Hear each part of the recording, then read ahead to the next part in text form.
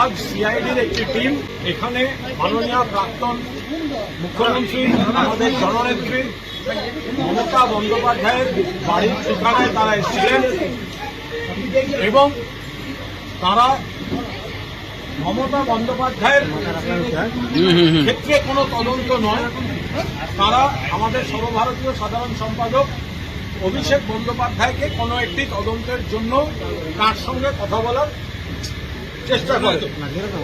কিন্তু আমরা সবাই জানি মমতা বন্দ্যোপাধ্যায় এবং অভিষেক বন্দ্যোপাধ্যায় ইন্ডিয়া জোটের বৈঠকের জন্য এবং আনুষঙ্গিক কিছু গুরুত্বপূর্ণ বৈঠকের জন্য তারা দিল্লিতে আছে।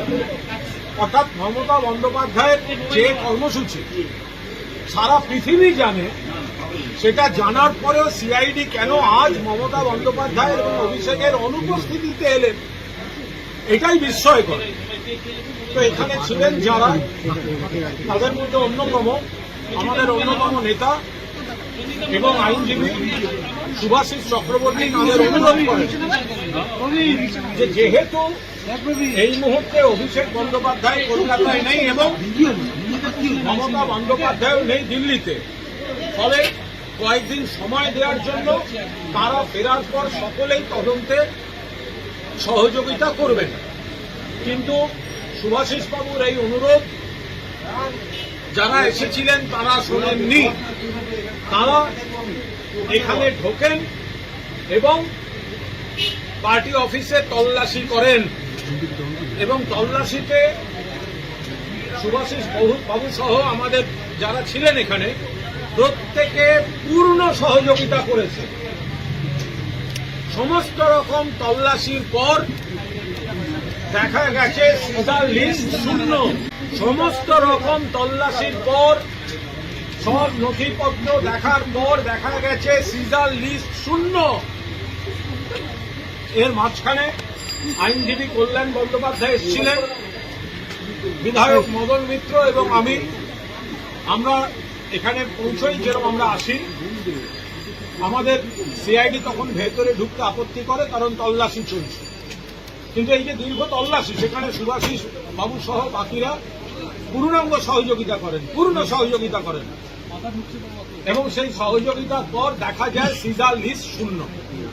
তাহলে এমন কি দরকার ছিল যে মমতা বন্দ্যোপাধ্যায় রোজ এখানে বসেন, রোজ ইচ অ্যান্ড এভরিডে, 7 বারের সাংসদ, 4 বারের কেন্দ্রীয় মন্ত্রী, 2 বারের রেলমন্ত্রী, 3 বারের মুখ্যমন্ত্রী, জননেত্রী মমতা বন্দ্যোপাধ্যায় যিনি এখানে বসেন, এখানে থাকেন, যেখানে সকলে জানেন ঘোষিত কর্মসূচি ইন্ডিয়া ব্লকের বৈঠকের জন্য যাবেন এবং তারপর আনুষঙ্গিক গুরুত্বপূর্ণ বৈঠক আছে, সেখানে কেন তার অনুপস্থিতির দিনটাকে বেছে নেওয়া হলো?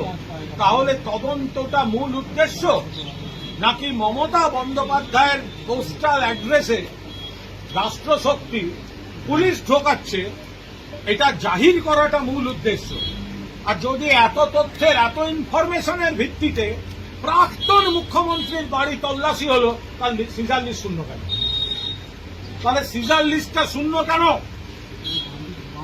আপনারা যে তদন্তে এসেছিলেন সিজার লিস্ট শূন্য দেখিয়ে গেছে। আমরা আবার বলছি, মমতা বন্দ্যোপাধ্যায়ের অনুপস্থিতিতে একজন মহিলা নেত্রী এবং প্রাক্তন মুখ্যমন্ত্রী একটা সময় দেশের একমাত্র ছিলেন, তার উচ্চতার জাতীয় এবং আন্তর্জাতিক পরিচিত বাঙালি মহিলা নেত্রী, হয়তো 1 মাস হয়েছে নানাভাবে তাকে বিরোধী দলের, তার দলকে বিরোধী শিবিরে পাঠিয়ে দেওয়া হয়েছে। কিন্তু তারপর থেকে যেটা চলছে একটা ভয়ঙ্কর প্রতিহিংসা, এবং আজকে সেটা সব রকম সৌজন্যের সীমা অতিক্রম করে দিল। মাননীয় মমতা বন্দ্যোপাধ্যায় যেখানে থাকেন, যেখানে রোজ বসেন, মানুষের সঙ্গে দেখা করেন, নেতাদের সঙ্গে দেখা করেন, তিনি 2 দিনের জন্য নেই।